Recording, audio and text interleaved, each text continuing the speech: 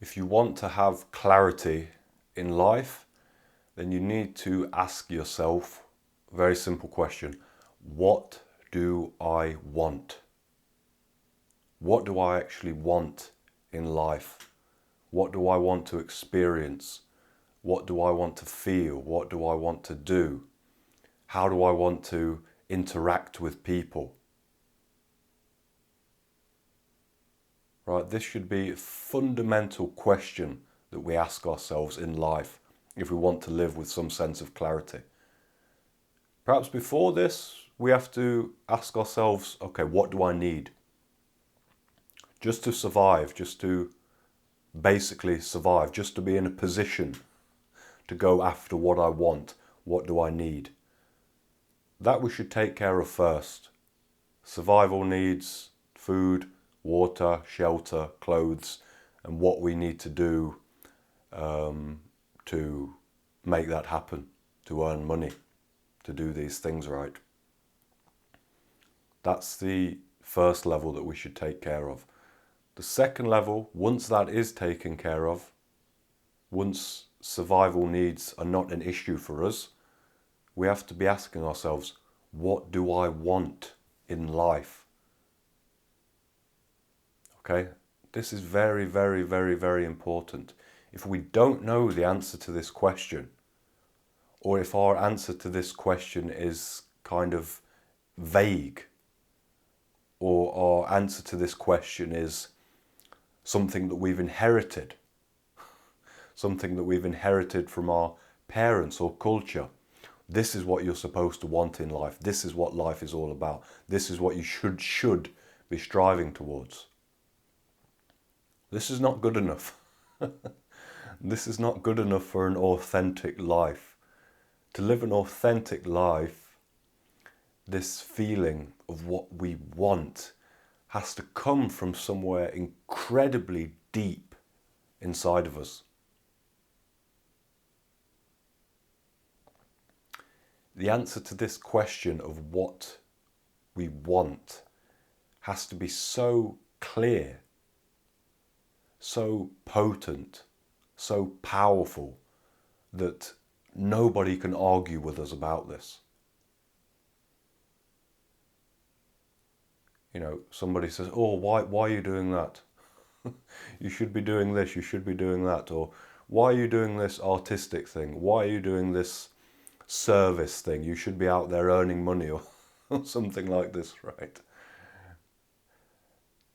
You know, if somebody asks us something like this, our answer should be so clear cut, so razor sharp, because it comes from somewhere so deep and so certain within us. When we reach that place within us of certainty, of knowing, yes, this is what I want, this is what I want to do, this is what I'm after, this brings some power to our life, this brings some energy to our life, this brings some passion to our life, this brings some feeling to our life that, yes, I'm actually living. Now, when we talk about the grand scheme of things, when we talk about liberation, the path and all of this, will going after what we want liberate us? No. Right? Liberation basically is only going to happen when we get exhausted of wanting anything. But we can't jump to that state of dispassion, of vairagya. We can't jump to that state just because we hear somebody speak about it. Or we decide, oh, that sounds nice. It doesn't work like that. To get to that state of exhaustion of wanting, exhaustion of desire, exhaustion of this demand for new or kind of altered experiences, to get to that point, we have to have first lived this life, lived this authentic life of doing what we want to do, going after what we want to go after. And at the end of all of that, after end of all the smiles and the tears and the laughter and whatever, at the end of all that we realise, oh, it was interesting, but it still wasn't enough. Okay, that's when really path, pathless path proper starts, gets underway. But that can't happen if we've been living a second-hand life, a life that's not our own. If we've got these little regrets buried within us, oh, if only I would have done that. What would life have been like if I would have gone on that track, if I hadn't have listened to that person, if I'd have done what I wanted to do? We can't have any of these little nagging doubts buried within us if we're on spiritual path towards liberation. Everything has to be cleared out. So, if there's things within you now, things that you really want to do, things that you really want to experience, then you have to get these things cleared out. You have to do these things. You can't just get rid of these things by sitting and meditating. It doesn't work like that. Life has to be experienced. Life has to be lived. When the real dissolution starts happening, exhaustion of desire, exhaustion of fear, and the dissolution that follows, this is not something that we do with our own effort, with our own will. This is something that we're pulled into, almost like into a tornado or into a whirlpool. It just happens.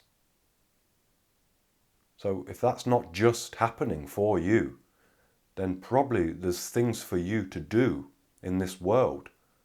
What do you really want to do? Not what you think you should be wanting to do, or what you think you should be doing or experiencing. Minus everything that everybody has ever said to you.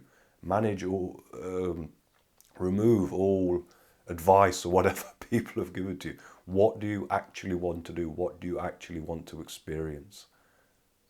Right? That's the direction to us.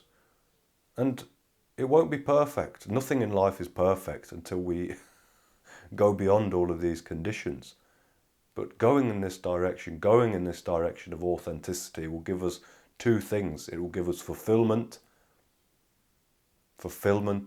of our desires, fulfillment of things that we've come here to do. And it'll also give us lessons, genuine lessons that teach us things about life, things about suffering.